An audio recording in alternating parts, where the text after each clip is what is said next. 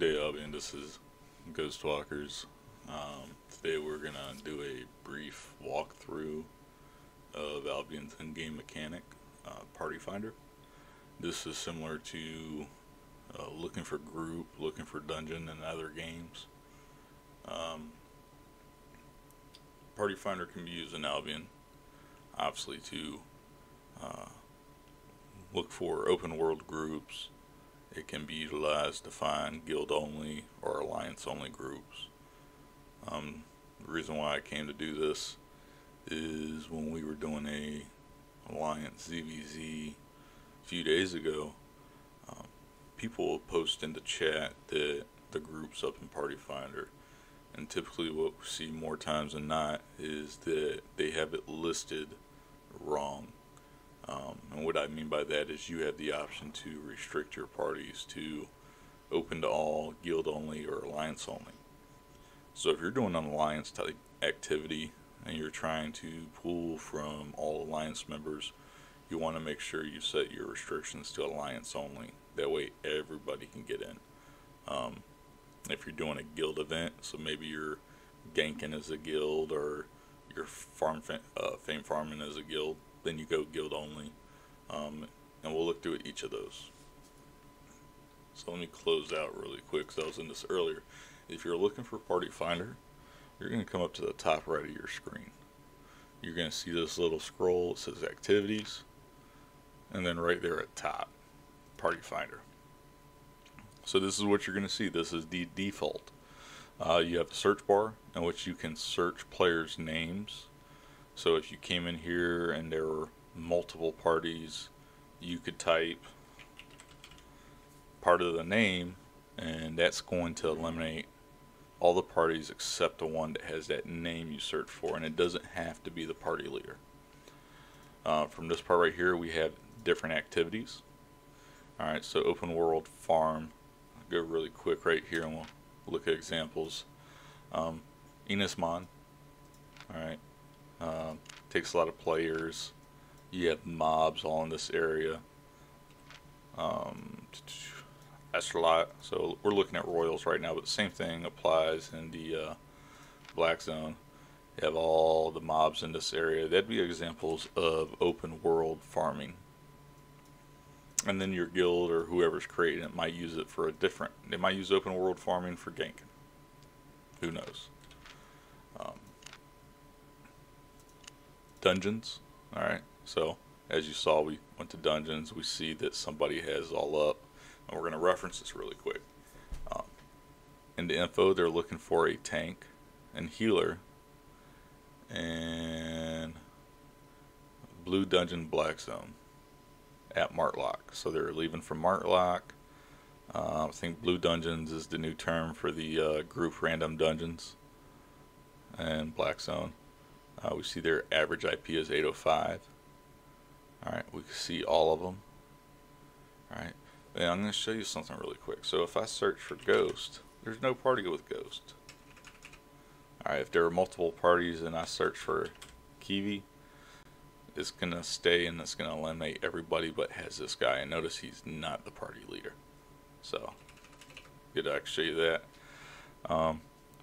You can also click here and you can see what everybody's wearing. So if you want to match the party, you can kind of see what they're bringing to the table. This is supposed to be a short description. This is supposed to be a detailed.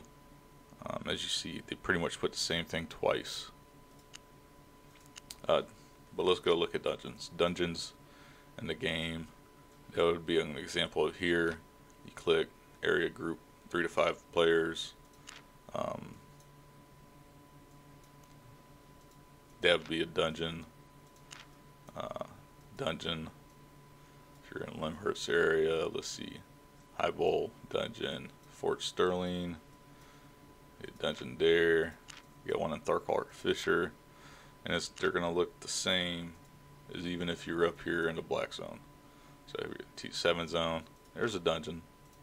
All right. So that's the type of dungeons. This guy right here, that would be an open world. All right. Big area.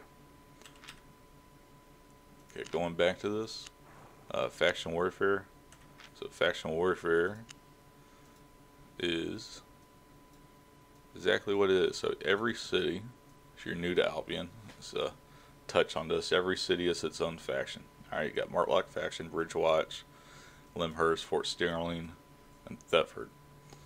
Faction warfare is only in the Royal Continent. So if you heard anybody say the Royals, they're faming in the Royals or doing anything in the Royals, this is what they mean. This continent right here. Not the Black Zone.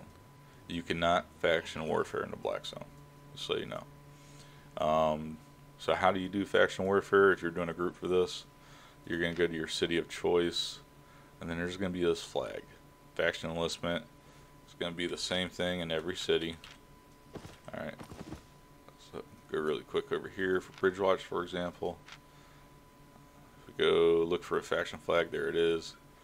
You flag under that faction, and then around the Royals you see the maps, or the flags. So right here we see there's Bridgewatch and Lyndhurst. Lyndhurst could go fight for that, and vice versa. So that's faction warfare. If you use the faction warfare tag, that's essentially what you're doing.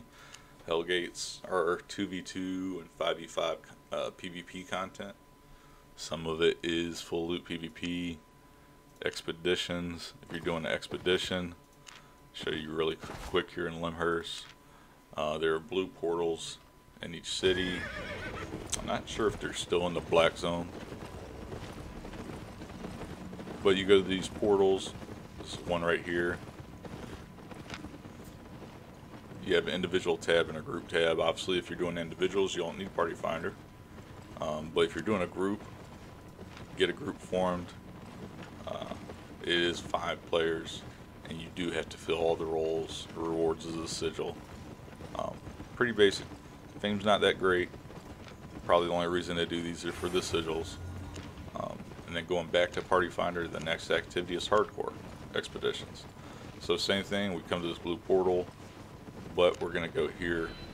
Hardcore expeditions, you actually have to map. You insert, and then your party can go in. You can read this on your own. Thing with hardcore expeditions is you get those sigils every time you complete the map, if you do it within the timeline. So it's pretty good. Good, easy way to get money or crafting royal gear. And then the last activity is roleplay. Used to be a couple roleplay guilds if you're into sitting around and talking. Make believe in Dungeons and Dragons and all that stuff. That might be your jam. Alright, so we've gone over all the activities. Typically you see the default, this is where everything's at. So how do you find a party? Between activity and party restrictions. Now if you're wanting to make a group for Party Finder, you want to enlist other people to join your cause. Whether it be a ZVZ, Fame Farm, Ganking, you're going to go over to the second tab. You're going to go search players. If you hit all of this stuff, you type everything in here and you're still under join open party, it's going to take you back to that first tab and you're just looking. So if you want players to find you, go search players, find what activity you're going to do, or what activity best fits what you're going to do. Typically when I run parties, I like running dungeons. Alright. Minimum power, item power. So this is the average item power of all the gear that people wear. In ZVZs, CTAs, high-end content, a lot of times you'll see a minimum of 1200. Alright, so if you're a party leader making this and you want to do auto accept, because you want them just to join in, but you don't want little Timmy with 500 IP. Nothing against little Timmy, but he's just not ready for this content. Alright, you can come in here and type out what your minimum IP power requirement is. Alright, for mine, I rarely do any minimum IP, but I want to make sure they're done the tutorial areas. I'm all about helping the new guys. I do dungeons, and when I run it, I usually run max group size of 8. So these are all the management options that you can get from the start, that if people were properly utilizing Party Finder, you don't have to answer a whole bunch of questions in chat. All you have to say is, hey, I got a group up in Party Finder under dungeoning or open world or Hellgates.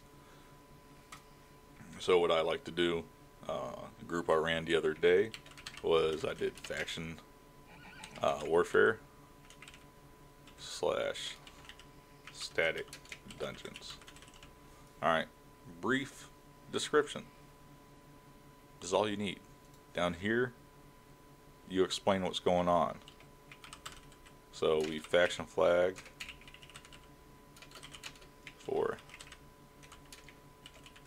static dungeons and static dungeons, yeah. And then we were doing static boss kills for season points. And then of course while we were there, we did random dungeons.